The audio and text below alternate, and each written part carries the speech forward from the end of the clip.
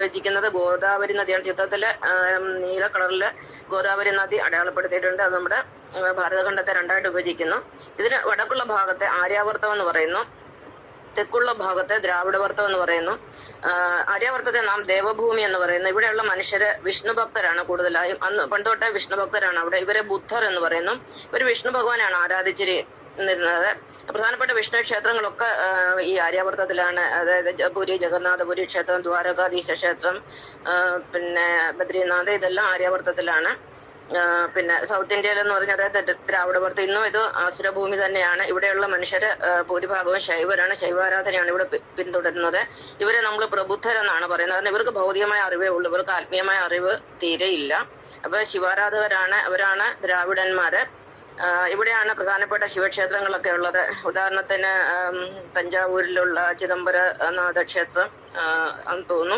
പിന്നെ രാമേശ്വര ക്ഷേത്രം ദേവന്മാരും അസുരന്മാരുടെ ക്ഷേത്രമാണ്. കാരണം അവിടെ ശിവപ്രതിഷ്ഠയാണെങ്കിലും ശിവലിംഗ പ്രതിഷ്ഠയാണെങ്കിലും അത് സ്ഥാപിച്ചിരിക്കുന്നത് ശ്രീരാമചന്ദ്രനാണ്. അതും ഒരു ശിവക്ഷേത്രം തന്നെയാണ്. പിന്നെ പളനി എന്ന് പറയുന്നത് പിന്നെ ശിവഭഗവാന്റെ പുത്രനായ മുരുകന്റെ ക്ഷേത്രമാണ്.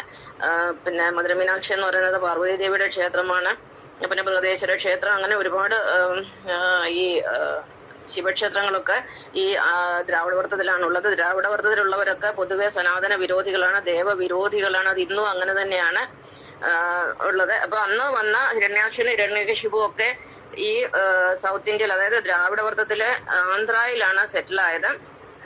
ആന്ധ്രയില് ഇന്നും അവര് താമസിച്ച സ്ഥലങ്ങളൊക്കെ ഉണ്ട്. പ്രഹ്ലാദൻ ജീവിച്ചിരുന്ന സ്ഥലങ്ങളൊക്കെ ഇന്ന് നമുക്ക് അവിടെ പോയി കണ്ടെത്താൻ സാധിക്കുന്നതാണ്.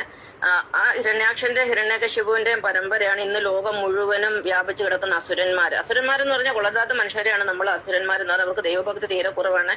പ്രത്യേകിച്ച് ഇവരൊക്കെ ശിവഭക്തരാണ്, ഭൗതികവാദികളാണ്. അവിടെ നിന്നും പ്രഹ്ലാദന്റെ ചെറുമകനായ മഹാബലി പിന്നെ തമിഴ്നാട്ടിലെ മഹാബലിപുരം ആസ്ഥാനമാക്കിയാണ് പിന്നെ ഭരിച്ചുകൊണ്ടിരുന്നത്. അദ്ദേഹം ഒരു നല്ല രാജാവായിരുന്നു. ഒരു എന്താ പറയുന്ന പേര് കേട്ട, കീർത്തി കേട്ട, ദയാലുവായ, ദാനശീലനായ ഒരു രാജാവായിരുന്നു. ദേവന്മാരെ പോലെ അത്രയും പരിശുദ്ധനായ ഒരു രാജാവായിരുന്നെങ്കിൽ അതുകൊണ്ട് ദേവന്മാർക്ക് പോലും മഹാബലിയെ ഭയമായിരുന്നു. കാരണം മഹാബലി ഇത്രയും നല്ലവനായി വരാൻ കാരണം പ്രഹ്ലാദനാണ്. പ്രഹ്ലാദൻ പരമ വിഷ്ണു ഭക്തനായിരുന്നു. അദ്ദേഹത്തിന് ചെറുമകനായിരുന്നുകൊണ്ടാണ് മഹാബലിക്ക് ആ ഒരു സ്വഭാവഗുണങ്ങളൊക്കെ കിട്ടിയത്. അപ്പം ദേവന്മാര് ഈ അസുര രാജാവാണല്ലോ എന്ത് പറഞ്ഞാലും. അപ്പൊ മഹാബലിയിൽ ഭയം ജനിക്കുകയും അവര് വിഷ്ണു ഭഗവാനെ പ്രാർത്ഥിക്കുകയും അദ്ദേഹം അവതരിച്ച് വാമനായിട്ട് വന്നിട്ട് മഹാബലിയെ പതാളത്തിൽ ചവിട്ടി താക്കുകയും ചെയ്തു. ഇനി അസുരന്മാർ എത്ര നല്ല സ്വഭാവം എടുത്തെന്ന് പറഞ്ഞാൽ ഇവരുടെ അസുരീയ സ്വഭാവം കൊണ്ട് എപ്പോഴാണ് ഇവരത് പുറത്തെടുക്കുന്നത് പറയാൻ പറ്റത്തില്ല. അതുകൊണ്ട് ഒരിക്കലും അസുരന്മാരെ നമുക്ക് വിശ്വസിക്കാൻ പറ്റുകയില്ല.